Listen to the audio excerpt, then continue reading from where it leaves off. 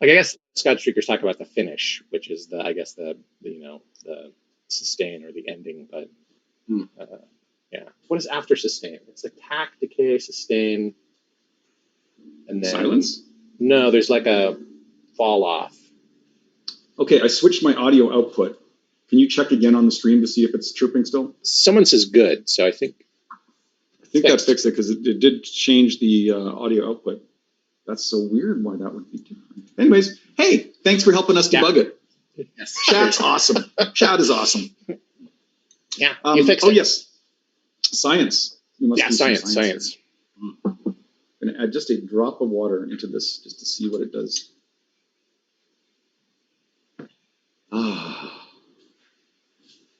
I apologize for the early audio issues.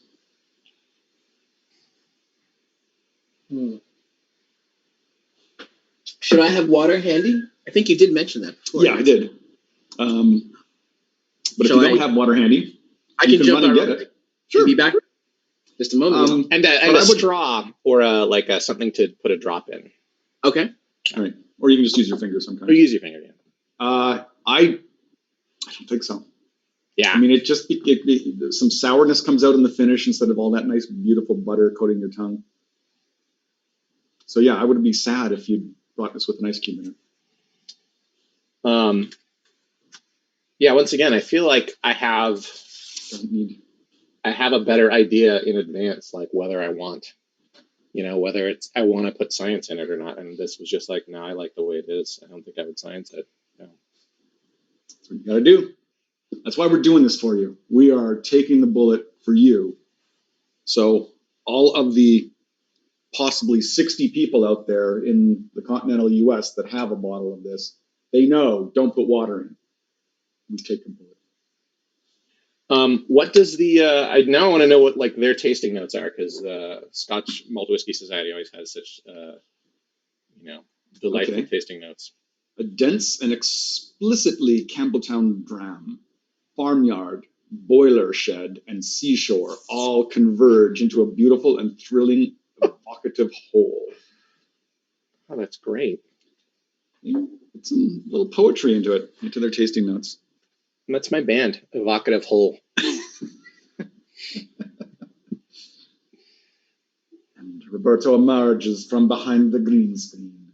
He is back. What was that accent? Huh? I know Andrew had like this odd sort of accent that I was completely unplaceable. It was like Roberto. It was like almost like pirate. Here's a turn. Yeah. This Scotch be 7 sheets to the wind. A nor'easter blowing from the northeast. Aye, the attack. The attack is bold and dominant. But the finish. The finish is friendly, isn't it? It's good. It's a good finish. The finish is well. It That put up a good melts fight, but we finished it. One drop mellows it out a lot. Yeah. And I find for me, in the finish, I got some bitterness that wasn't there when it was not with water. When it was without water, I think that's the proper way to say that. I agree. Absolutely. Ooh. Yeah, I really like this. Yeah. That's a keeper, I think. That's probably my favorite Scotch. Wow. What?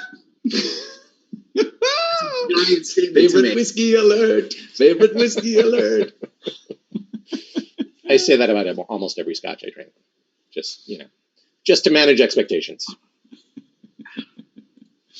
But oh man, yeah, I just like the nose is really good on this one. Like I could just sit there and even after I finished, I could. Hey Roberto, I don't know if I told you, but nice. We have like we've given you almost 2 ounces of each whiskey, but we're only really tasting. Oh, look at that science experiment! We're only see that he put the water in his mouth with the whiskey, so he didn't have to contaminate the whole glass. Now that's smart. Control. That's innovation. So did I hear you say that you're not drinking the entire 2 ounces? No, you'll. I give you some so you can have it later. So just put like a quarter of that bottle into a glass. It's up to you. But if you drink all of these 2 ounces, you probably will. You will get probably kind of drunk. I mean, I don't know what your tolerance is. I mean, hey, that would have been great information to have 5 minutes ago. You only did it with the first one, so you can, You can slow down now. Yeah, Fair enough. Yeah. Fair enough. Thank you, gentlemen. Yeah. Thank you. I like to give you some more so you can enjoy it later. But yeah, well, you had 2 ounces of whiskey already. Woohoo! Learning experience. That's good. That's good. Let's move on to this next one then.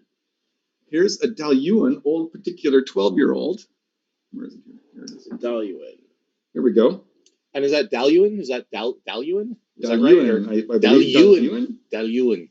12-year-old, old particular. It's it was aged in a sherry butt. It's one of 573 bottles I got out of it, and it is 57.6% of alcohol by volume. See, there's that accent again. I don't know what accent that is actually. Yeah, it's kind of generic European. Like it's just like the drinking goblin everywhere. I cut my own hair with a razor, and I'm just noticing like there's a piece here that I kind of missed, and it's just sticking out at a really weird angle. I just thought everyone should know that. I know it's there. We call that the pandemic vulnerability. We all like that. Everyone's a little shaggy. Oh yeah. Allison, we're known for giving folks the rules after the show begins. In fact, not even talking through any of the rules of the show in advance, as we didn't today. We didn't tell Roberto anything about the show. Which I like it. Bring me the surprise. Oh boy. So the residue from the previous Scotch, that's all right. I would rinse it with water and then maybe dry it. And you can drink the water because that'll help you hydrate as well. This nose, though. Yeah, we're on to it. We'll wait for Roberto here. That's right. We do want to dry this. Let's dry this. Right, because otherwise then you're adding water there. We don't want that. We do not want that. Oh. Wow. I'm excited to taste this. Yeah, this is like brown sugar. This is like a river of caramel is what it is. It's like Willy Wonka, but there's like that room. There's like the chocolate river, but then in the next door it's like, oh, so here's a river of caramel. Caramel fountain. And I'm going to say that's the house I'm building in here. It's a Willy Wonka factory with a river of caramel. Oh, yeah, that's it. You're absolutely right. It's like a fucking candy shop. Like just that smells delicious. That is, oh boy. I don't want to put water in this either. Yeah, this is like even from the nose. But let's see.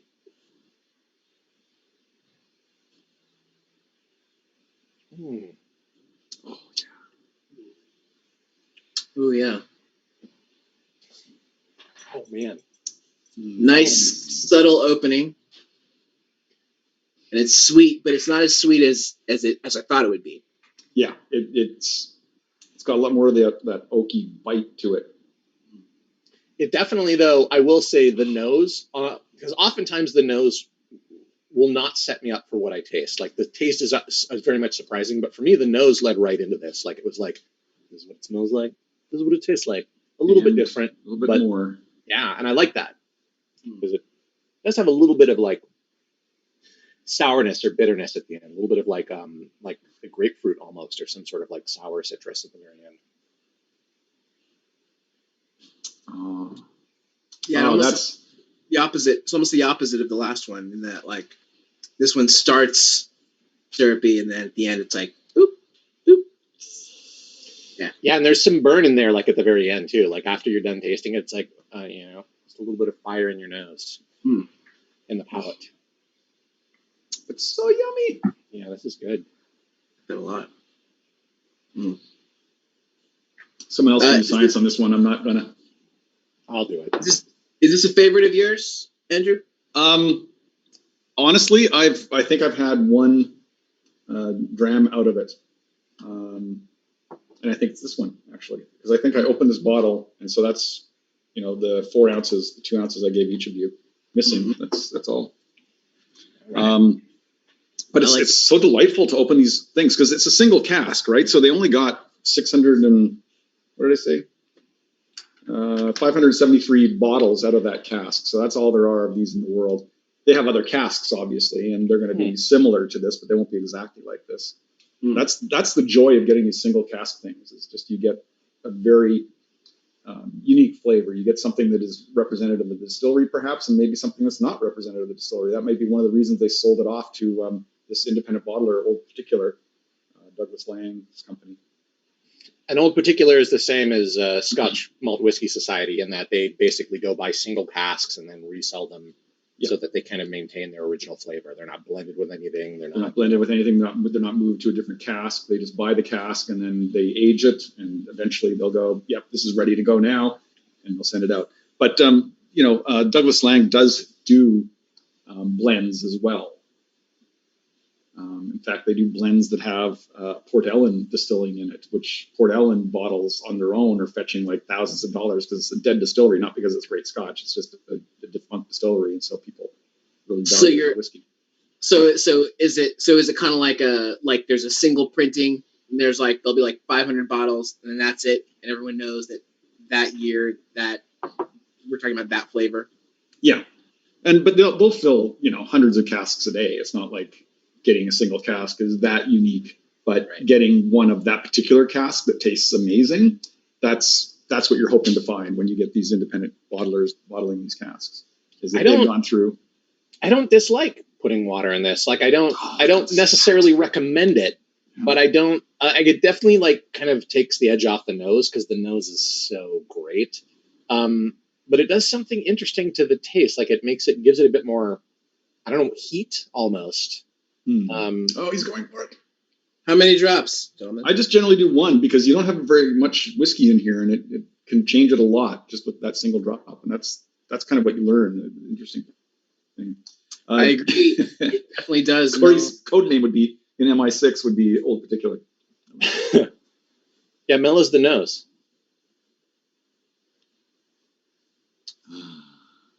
Mellow's the whole thing. Oh wait, no, there's that finish still. Yeah, it's kind of a lateral move. I would say you could have water. You don't need water, but I don't. Yeah. Good. I'm not going to have any. Yeah.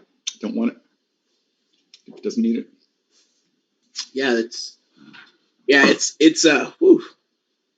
entertaining long after you're done. Like I was gonna go back and finish. I'm like, hold on, this one's not done. Allison's MI6 code name is the nose.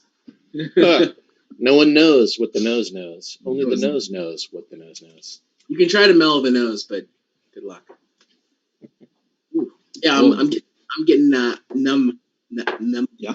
Numb. Yeah, I can still feel like the burning on my tongue. 100%. Yeah.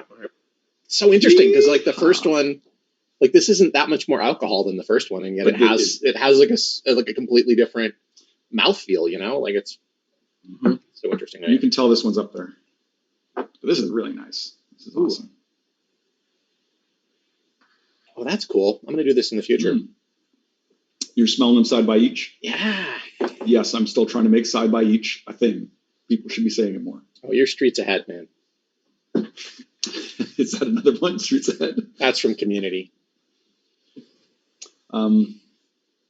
Yes, he's just adding a single drop of water because even just a single drop of water can change the flavor of a whiskey dramatically. And if you add more, it can change it more. Or maybe it could be for better or it can be for worse. So we like to try it without any water first, add a little drop, see how that goes. And then you do whatever you want with your own whiskey. Not with this whiskey. This is my whiskey. You don't put water in this. You don't put ice in this. I mean, I remember when you told me that, and I heard you, but I'm surprised at how much of a difference it really does make. A single drop completely changes it. Right? It's astonishing. And that's, yeah, I like to show people that. I like to teach that. I like to tell people that. It's like, this product, you owe it to the people that made this. They put it in this cask. They took care of it, in this case, for 12 years. They took care of this cask, right? They made sure it was in a cool, dry place where it could heat up in the summer and cool down in the winter, doing that kind of breathing into and out of the wood to get the kind of coloring in there, to get the flavor in there, to make it age and mellow. And you owe it to the people that did that amount of time to just taste what they made. And don't be adding your own concoction into it. That's what I'm saying. And so they have a specific flavor target, I'm assuming.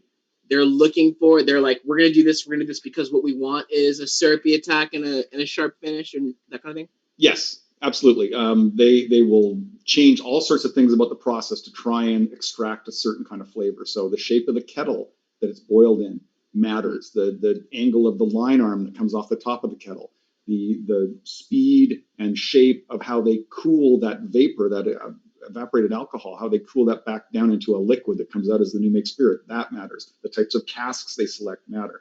So if you look at a place like Colila, which is on Isla, they are part of Diageo's Scotch Empire, and they are, if you have peat in any Johnny Walker or any blend, usually it comes from Colila, because they make something like, and I'm pretty sure this is accurate, 1 billion gallons of whiskey every year.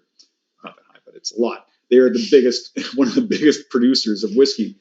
That's a lot of gallons. If it was 1 billion, I feel like probably be a bit much. I think that might be an exaggeration. 1 billion's a big number.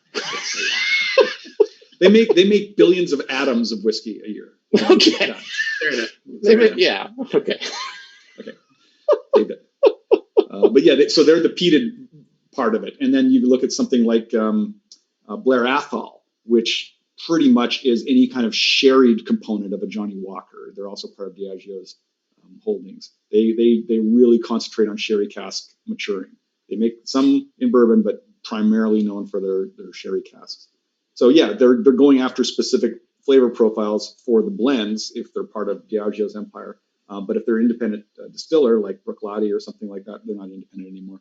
But they do produce their product direct to consumer more. So, but they are still going for kind of like a distillery signature taste. So yes, I'd say yes. And I mean, the sense I got the first time I heard about the distinction between single malts and blended was that, like, single malt is kind of like up here, and then blended is like, well, and then of course the masses will drink the blended. But I would imagine there's the same level of care gone into in terms of the flavor target for as well, right? Absolutely, for blended as well. Yes, it just, to me, it's nice because you can get a Lagavulin 16 off the shelf and it's going to taste the same year after year after year. You know what you're getting when you get that. You get a Johnny Walker, you know what you're getting because they're going for that specific taste, which is nice. But you don't get the unusual things that you get when you taste a single cask. Like that's where the excitement is for me. It's like, this is unique. This is not going to be tasted again anywhere. This is just this one cask. And from what I understand, Andrew, from what you've told me, sometimes the single casks surprise the curators. Like they will be like, "Oh, what is this?" And they'll put a cask aside. They don't know necessarily why it ended up like that, But it's like that. So there's discoveries I think that they make, when they taste these things that are. And when they're coming for the blends, like Bruichladdich started to do this with the classic laddie, is they've got a code on the back of the bottle. You can go and you can find out everything they can possibly tell you. Now they can't tell you the age of all the casks. They can only tell you the age of the youngest cask. So they have to redact older casks. You can't market a whiskey with anything other than the youngest thing in there. So if you see a blended whiskey that says it's 15 years old, or a vatted whiskey that says it's 15 years old, that's the youngest cask that's in there. There might be 20-year-old, there might be 25-year-old, there might be, who knows, however other casks are in there, but they can only tell you that. So you go to Bruichladdich and they show you the recipes they're using for each batch. And you can go, wait a minute, they put a lot more red wine casks in this batch and more bourbon ones in that batch, and yet it tastes the same on the output. It's because it's such a natural product and they have to keep tasting the casks and coming up with, yes, that's our classic signature classic laddie. Pugnancy says that Scotch Empire is your MI6 name. Scotch Empire that does jump. That's pretty cool. I heard that, I'm like, that away for something. That resonates true. So a 15-year-old cask, the youngest cask. So you're saying that has been sitting in this cask, breathing in and out for 15 years. Yep. And that's the youngest. Yeah. So if they put an age statement on it at all, that's the youngest in there. Now, what we're tasting here are all single casks. So when it says it's 15 years old, 17 years old, it's that one cask that was that age. And a couple interesting things that I've learned since being on the show with him and hanging out with him. One is that whiskey and Scotch doesn't once it's in the bottle, it doesn't age or change flavor. Like it's not like wine. Like it only changes flavor in the cask. The other thing is that like a lot of the more expensive casks will be like a 20-year or a 15-year, anything that has like a nice even number, but like a 17-year might be cheaper, but there's no reason that wouldn't be a good Scotch. Or even like a very young Scotch, like a 3 or a 5-year might be a good Scotch. Like it isn't necessarily an amazing Scotch because it's aged a long time. Right. It can help a bad Scotch become better if you age it longer, but it doesn't necessarily mean that. And a lot of distilleries now, because back in the 90s when they would have had to put these casks away, there was no demand for it. They had shut down a lot of distilleries, and now everyone wants this whiskey, and so they're starting to put out no age statement ones saying, well, you shouldn't really care how old it is if it tastes good. Right. And I'm won over on that. If it's a good tasting whiskey, the age really is just an information bit. It doesn't mean it's better. Age is just a number.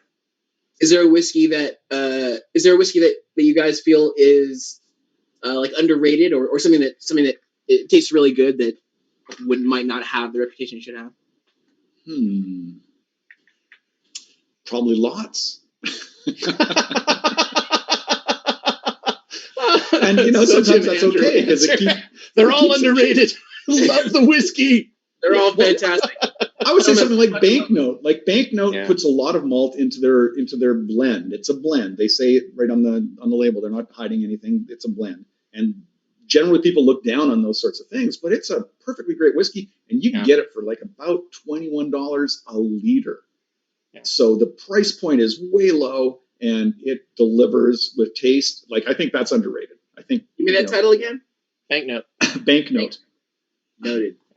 And here in LA, go to K&L. There you go. I gave a K&L a plug. K&L Wines has it for. You should. You buy from them all the time. I do. I give them a lot of money.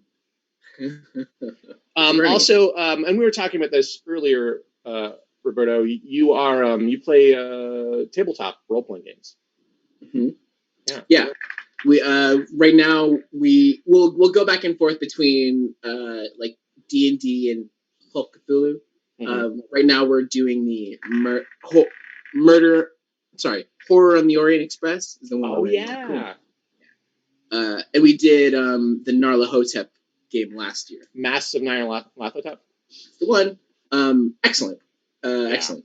And the pulp version, I think, is a little bit more forgiving than vanilla Cthulhu, right? This is what we keep telling you.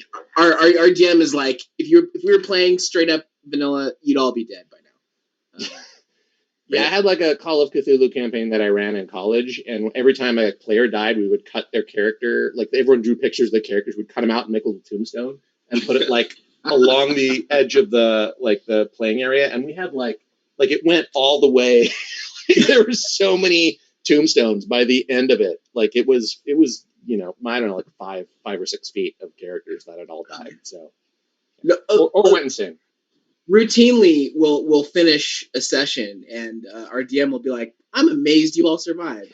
What all the odds were. He's like, "I was fully expecting you all to have to re-roll after this, but hey, you made it."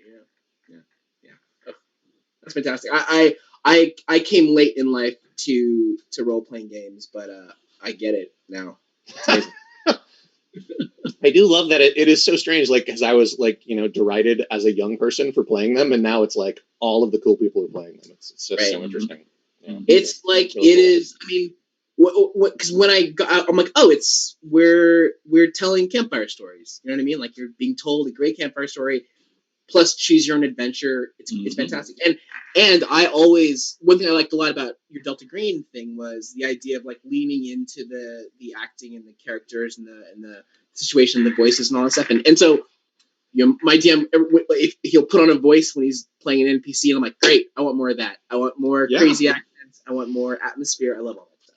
Yeah, as much as it can be like being on a holodeck, I think that's what I mean. That's what I want. Yeah, that's cool. That's really cool. Yeah, I love playing with improvisers too. They're my favorite people to play with.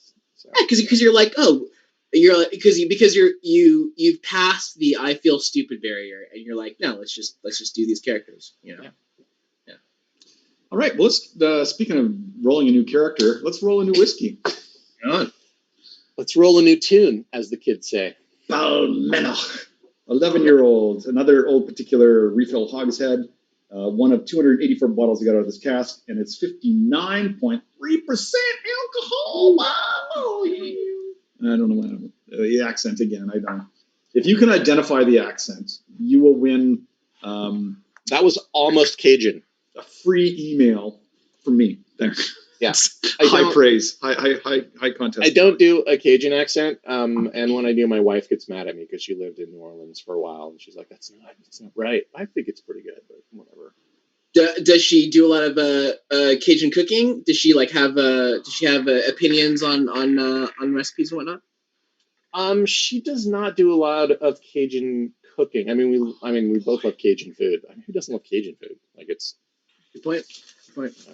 but Oh my! This is a wet beach towel on sand. Interesting. Oh my! What? Yeah, that's an interesting question. Yeah, Munchkin I do TK, most. I do a lot of the cooking in our relationship. So Uh-huh. yeah, I like to cook. I feel like I'm pretty good. Ooh, this is another sweet one. Knows what? It Get is. sweetness? I don't get.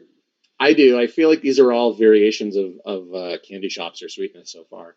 Oh, but I definitely that wet beach towel. I definitely get that. There's a saltiness to it, like almost a brine in there. Yeah. And I just want to inform everyone watching that we picked these whiskeys this week totally at random. Roberto said, "Yeah, just let's do a random number generator." So I went to the internet. Oh, really? Randomly generated 4 numbers out of my collection and went and got those bottles. And so this is uncurated. This is just what we found randomly. Let the dice tell the tale. Yeah, Role player till the end. 100%. Improviser and role player.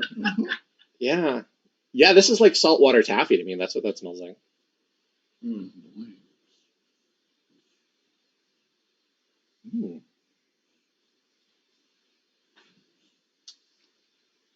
Yeah. Oh, are you okay? There's some heat in there. There's some heat in there, and it's almost got no color. There's like licorice, and there's licorice. Yes. Okay. and camphor. I want to say camphor. Is that the no? That's that the smell just before or just after when it starts raining. Camphor is like I think they use it. I want to say they use it as like mothballs, maybe. But to me it's like that old wood. Yeah. Oh, anise. Yeah, anise. Anise. Am I saying that right? Anise. It's related to anise, so it's anise. Yeah, but like licorice and anise are kind of similar. I feel like you can't absently drink this. Like the minute you're in the moment, it grabs your attention. Yeah. Yeah, this is like you will be present and you will experience what you are tasting. Exactly. Attention. All right. I'm tasting it. Yeah. Someone tries to talk to you while you're drinking. You're like, hold on. What were you saying? I can't listen to you right now. I can't talk to you. I'm tasting. Yeah. Oh God, that's such a great description. Oh. Yeah. And yet, it's like I have to manage it the whole way down. Yes. You know what I mean? Yeah. Mm-hmm. Like if you don't pay attention to it on the way down, it's just going to go, "Oh, there's your lungs!" Wah! Exactly. It'll punch you in the Adam's apple on the way down if you're not paying attention. Yeah. Whew. I definitely think this is a good candidate for science. I think something interesting will happen with water here. Yeah, because I'm going to science it whether you do or not, Andrew. I think because although I really like this, I do feel like I want it to just tone down a bit. Exactly. Just a bit. I want it to listen a little more than it talks. Cool your jets, whiskey. Cool your jets. A little more. But at the same time, I'm drawn back to it. Do you know what I mean? Like I know I'm going to add water in a second, but let me try one more time. Yeah, it's not bad. It's not a bad experience. Yeah, especially even the ending. I taste like that black licorice flavor. You know, that sort of. 100%. Yeah. Yeah, I can still taste that, even though I haven't had a sip in a while. Yeah. Stays with you. Yeah. It's interesting because the nose is so gentle, but the in your mouth it's different. That's what I'm saying. Like there's no expectation that that's what it's going to taste like when you smell it. You know what I mean? Yeah, the nose is super subtle. I completely agree. Yeah, like I feel like the first two scotches we had more prominent noses, like and this is like, hey, this is my nose, and then it's like, no, you're tasting me, I think it was it the Dailuaine? I think that was the one that was the candy shop, the hard caramel, right? The Dailuaine, yeah. And this is real gentle. I feel like the water kind of opens the nose up a bit, actually. I think I'm going to have to do water on this. Let's try it. Like, it's so interesting. I feel like you have to try this one.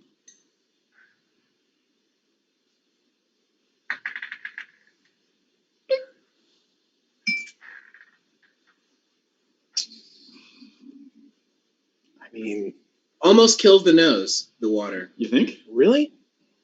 I mean, I feel like it increased it to me, but I mean, who knows, man? I've experienced that too, where the water kills the nose, and it's completely the opposite of what it should do. Because what it's doing is it's pushing those alcohol molecules apart, and more of the aroma in the nose should be coming out because of that.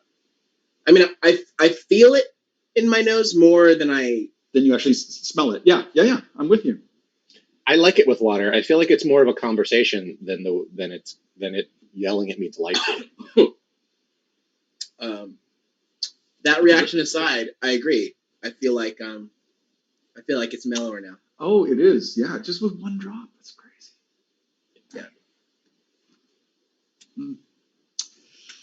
Yeah. Joseph. Oh! I forgot. I don't know if I ever told you. I fucking love whiskey. You know, it's funny. That reminds me of a thing. What? It turns out that I fucking love whiskey. Yeah, I thought so. Oh, you guys, I'm gonna have to disagree with you. Here's the thing, though. Because this is how I feel. I fucking love whiskey. Huh. So just something to consider. Fair enough. This is what I wrote on this. I like to write notes on these. This is what I wrote. Strong, water good. Yeah. It's like the opposite of like what Frankenstein would say, right? Like water, fire bad, water good. The one consistent thing is like that right at the base of the throat there's a burning that just like it just stays. The one consistent thing.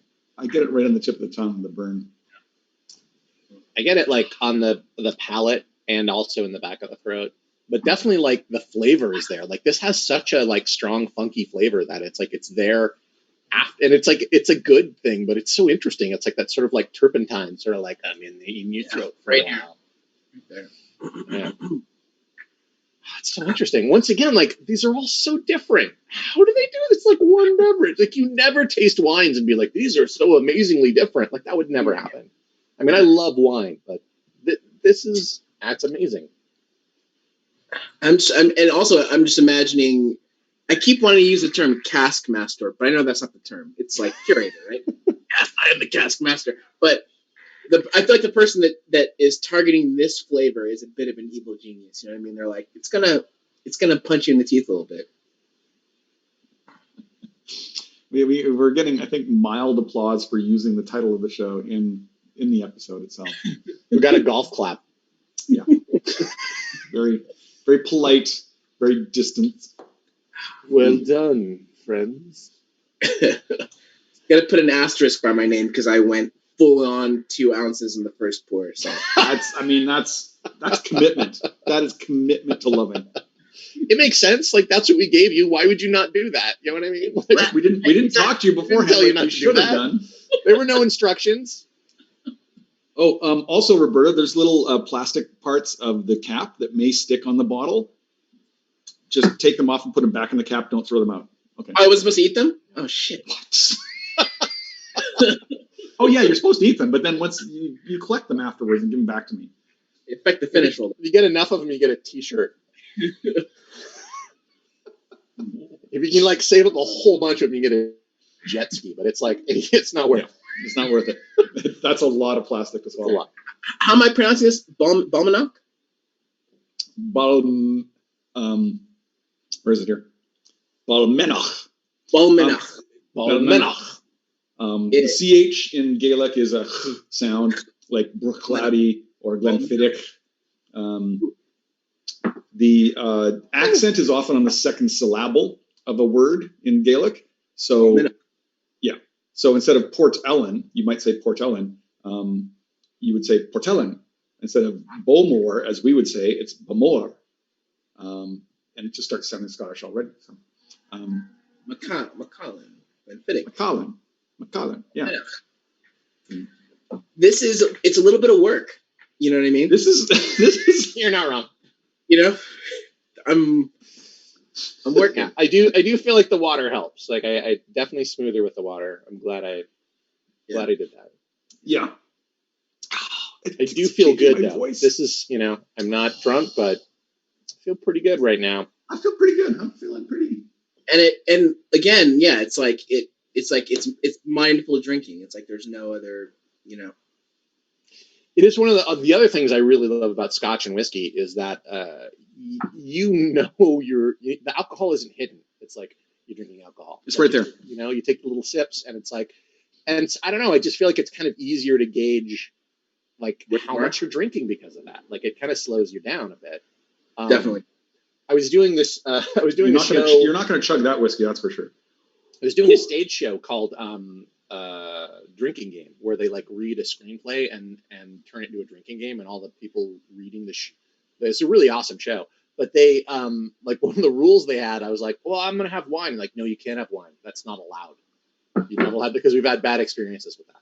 Because apparently, like people, like you can drink beer or you can drink like a hard liquor, but if you drink wine, you secretly get too drunk. Like it's too easy to get too drunk on wine. Apparently, playing the game. Yeah. So, yeah. I remember beer only. Hard liquor sounds terrible. Sorry. I did Lafroig, and I was horribly hungover and terribly drunk, but it was a good time. Wow. You gotta have a Lafroig episode. This is a straight Lafroig episode because that was. I remember being warned. Everyone drinks what they want, though. Like everyone drinks, their own drink. So. Right, but he's suggesting that we have just a Lafroig episode. That's just great an Ardbeg idea. episode or something like that. Oh, I was actually thinking of just an Ardbeg episode for an upcoming one where someone said they liked peat. Oh man, I love Ardbeg. That'd be pretty good. Ardbeg is currently my actual favorite Scotch. Really? Yeah. Favorite whiskey? Damn it! Wait, I'm not ready. Yeah, Ugadal. Ardbeg Ugadal is what I usually drink right now. It's the price performance right there again is amazing. And Ugadal is one of those ones where they do take a bunch of casks and they try and blend it to a particular flavor that they want to come out every single time, and they just nail it. Mickey Heads, who I got to meet on one tour there, is the guy who kind of came up with the Ugadal recipe, and it's just so good. He just retired recently. So I don't know the current head, but I was trying to get back there this year to meet him or her. I don't know. So, Roberto, you're an improviser. Like, what's your school? Like, what is your background? Who'd you train with? So I started West Side Comedy Theater. So they were kind of like they all came out of like IO in Second City. So it was emotion forward, but still kind of comedy focused.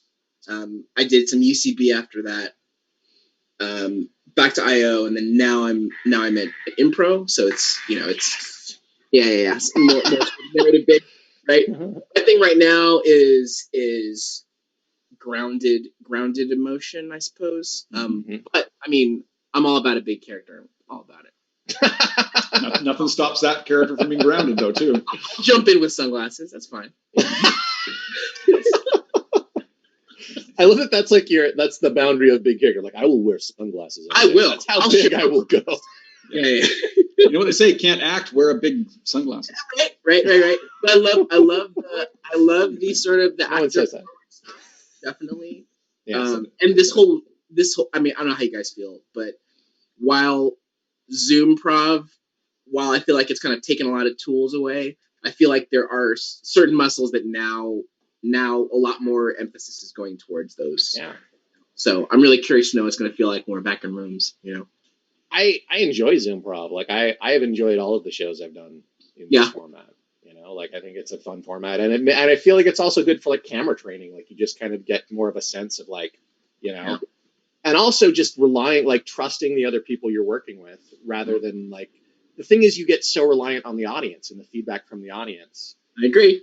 And that honestly also, and that is like the audience will train you to do bad things. Like you can't just always, you know, base everything on laughter. So, yeah. Yeah, it could be like, oh yeah, we like poop. Poop is funny. You're like, great, Yeah, poop is funny. Oh, I'm the poop. I'm the poop guy now. Like you laugh at poop. Now I'm the poop guy. It's like, okay.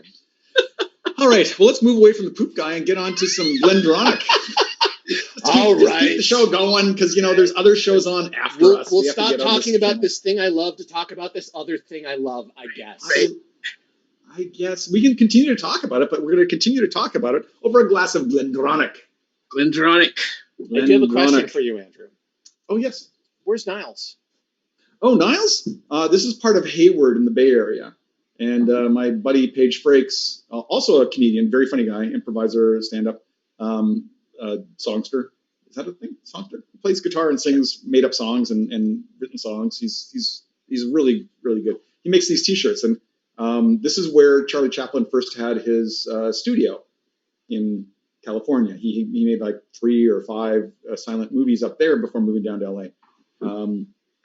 And coming into town, you turn in and there's this big neon sign that says Niles pointed this way underneath a train trestle. And he just makes these shirts and he makes them in colors of baseball teams. So the blue and yellow is probably which way was it pointing? It was pointing that way. Well, I've got the mirror on, so it's I don't have the mirror on. I mean, I don't know what I'm talking about. It's funny because I said I loved that. It was nice to have all that information. That was all delightful. But I said, "Where's Niles?" I expected you to just go that way. Yeah. Or to go like, I don't know what you mean. Or to be like, what do you mean? Where's Niles? Like, oh, God damn it. Is this the first time you've never worn a Scotch shirt though? On this, I think this is the first time I've ever seen you not wearing a Scotch shirt. You have Scotch shirts? Oh, a lot of Scotch shirts. I didn't know. I thought Scotch folks were above T-shirts and shit. No, they just have like, you know, some Scotch saying or brand on them or something. But yeah, no, I totally forgot today. I totally forgot. Outpost 13 got me so excited to be on the channel that I just forgot to put on the Scotch T-shirt. That's fine. Anyways, Glendronach, let's move on because the time is ticking here. This is an 11-year-old first fill single Oloroso Puncheon, which is a very large cask. It is bottle number 553 out of 651 they got out of this cask, which is a pretty great. And it is 60.1% alcohol. And there's that Cajun accent coming in again. Well, Cher, we're gonna pull the P-roll down the bayou and make us some groceries. You're gonna get the crawfish out of that. You can see why my wife would be angry about that. Yeah, I know. Kazan, this one's for you. Wow, this is more sweetness to me, but this is even more. Yeah, it smells like delicate. a dessert wine or something. Yeah, I mean it's the sherry influence in there a lot. To me, this is like a fancy French dessert with a lot of cream and like spun sugar, and it's just like all these delicate flavors. That's what the smell. Yeah, this is like a French chateau. That's what I think. That's the house I'm building in here with a bunch of fancy desserts within. I can see that, and people in powdered wigs. Yeah. Tall doors that open onto an indoor garden with vines everywhere. A bunch of people that really need to be guillotined, probably. Let them eat cake. Not Marie Antoinette. She was given a bad rap. Yeah. She wasn't given enough information, which is why she said let them eat cake. She didn't understand. She had no context. She had no reference. Her husband for sure guillotined, but her, I don't know. Oh wow, that smells good. I just want to smell this. Oh, it's another friendly nose. It is. It's like you're under a beautiful comforter in a big plush bed. You're sinking into this mattress. It's just engulfing you. Wow. But I mean, based on the nose, if someone was like, I'm going to pour you a shitload, I'd be like, that's too much. This is rich. The nose is rich. You know what I'm saying? I feel like I'm gaining weight just smelling it. Exactly. How much brown sugar did you pour into this fucking cat? I can only do half a nostril. I think just to do it. Yeah. Real rich. Oh boy. Going in. Okay. Ooh. Oh, thank you, Buddy Cooper. Stealth. That is a stealth Scotch. Yeah. This is 60.1%. You would never guess This that. has the most alcohol of all of them. And it just comes in. It's like, I'm not getting you drunk at all, man. No, it's fine, man. Just sit in the corner. Just sit down. Just sit down. Your legs are probably not working right now. Just sit down. Let's have a seat. This is the drink where you wake up like in the trash behind a restaurant in the morning. You know what I mean? Just like, I don't know. Oh, I hope not. No. I feel like you wake up like on a private jet being flown home by Beyonce. That's what I feel like. To me is what like Beyonce is like, you have too much. And I'm like, I guess I did. She's like, it's smooth. Thanks for the jet ride home, Beyonce. Right. Wow. Yeah. Yeah, you can drink this forever. Yeah. Yeah. Oh my gosh. It's so interesting that that you chose these randomly, because that was such a great journey. This is such a good ending drink. Yeah.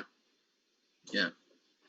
I want to curl up with this. I just want to like lie on this couch over here and just have this and just put a blanket over me, even though it's like 97 degrees outside. This is my favorite Scotch. The finish. I'm never ready. I need a hotkey. Someone tell me how to put a hotkey in the OBS to make that happen. There we go. It sparkles in the tongue afterwards, but it's chill. Like you can. Yeah. Yes, waking up on the tarmac. It reminds me. The jet has landed and just kicked you out of the plane. You're home, and you just wake up on the tarmac. What? It reminds me of a bourbon. Like this reminds me of a bourbon just because it has that sweetness to it. You know what I mean? Yeah, in the nose. Like a really good bourbon. Which is very surprising because like there's no corn anywhere near here. There's no rye, which is what bourbon is made up of. And I mean the oak cask over notes are definitely like a bourbon to me. Because they have they always use virgin oak for the bourbons. They can't reuse barrels, which is why the Scottish folks go, oh, give us those barrels, we'll age something in it, it'll be fine. But yeah, the oak. This is so solid. I really wonder, like, if this was the first thing we tasted, what it would have been for me. Because it's like, I do, like that progression makes a difference. You know what I mean? Like it really does. But I think, I don't know if we would have appreciated it first off because it's such high alcohol, and even though you can't taste it, it's doing things to you. Yeah. Yeah. I can feel it. I hope Roberto poured all 2 ounces into his glass. If I had done that, I wouldn't have even mentioned it because it's so subtle. I'd be like, oh yeah, that was great. What's next? And then then I would wake up. You wake up on the tarmac. Yeah. As Beyonce's jet takes off. Yeah. It's warm. It's like warm, but it's still super subtle. Although I say that, and then there's like it's warm. This does have that buttery. Oh man, is anybody putting science in this? I don't wanna. I don't think we should. We don't have to. We don't have to. We don't have to do anything for you. We should. For the last swallow at least, right? But I mean, it's so nice. It is perfect as it is, and I would. Look at that color. It's just really dark. I would not change a thing about this. Once again, like I could just sit there. Like all of these, the nose of all of these is so good. Like you can just sit there in the nose and just. Was it like I think which episode? Like we're talking about Johnny Depp would just like because he doesn't drink, but he would just go and order a scotch and like just. I can't remember which one that was either, but yeah, he'd get like a Lefroy or a Lagavulin and just. Did someone say Johnny Depp doesn't drink? Did someone say that? Yeah, he doesn't like. I'm not sure if he does other stuff, but he doesn't like. He's like, or maybe while he was not an alcoholic, or while he was an alcoholic, I don't know. But he would just order a scotch and just like an extensive scotch, and that I get totally because the nose is a thing on its own. He says after fucking 6 ounces of whiskey. I love whiskey.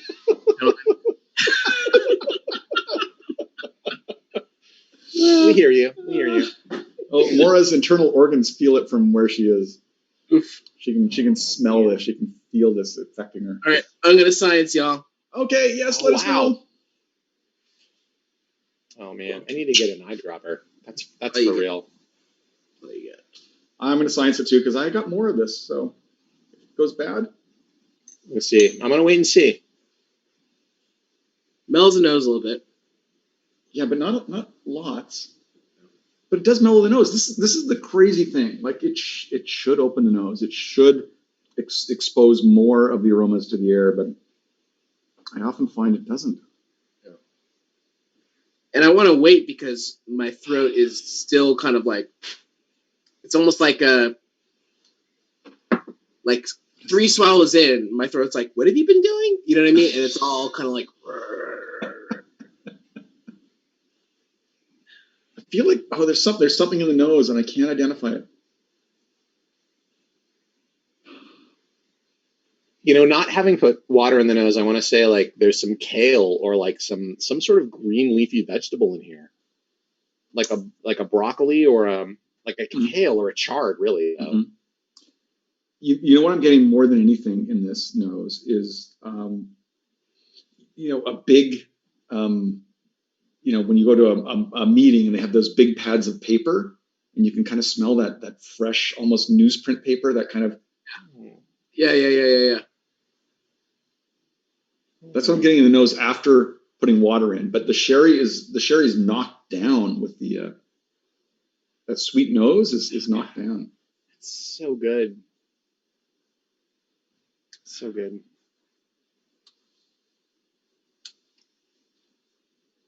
Oh. Yeah, the water mellows the entire thing, except there's like the attack gives me something right on the tip of the tongue. It's still kind of like, it still sparkles there.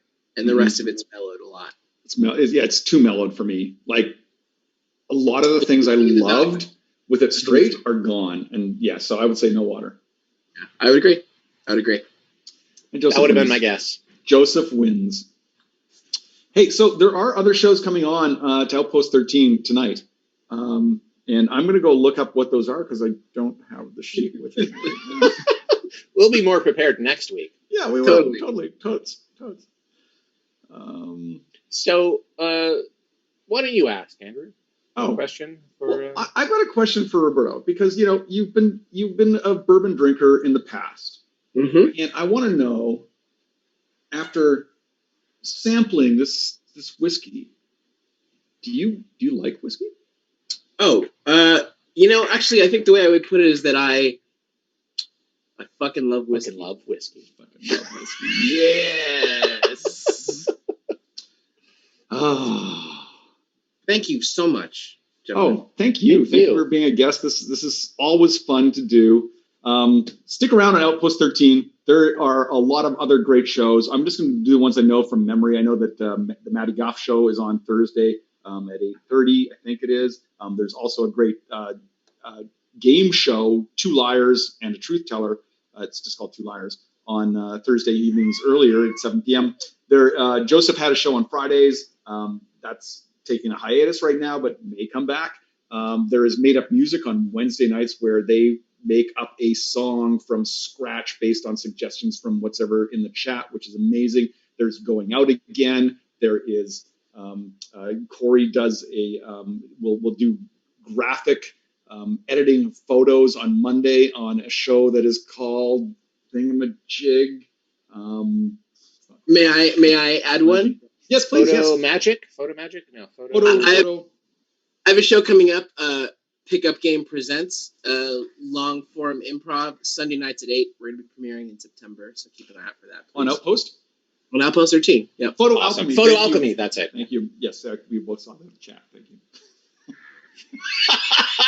We can read. Yeah. All right, well, eventually.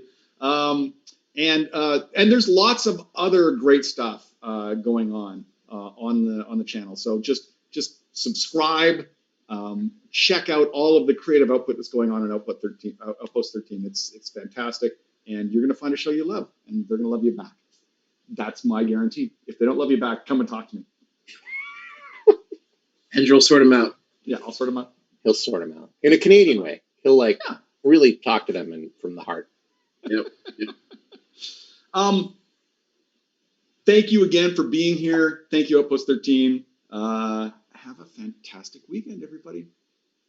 Enjoy it, y'all. Yeah. Oh, I almost forgot.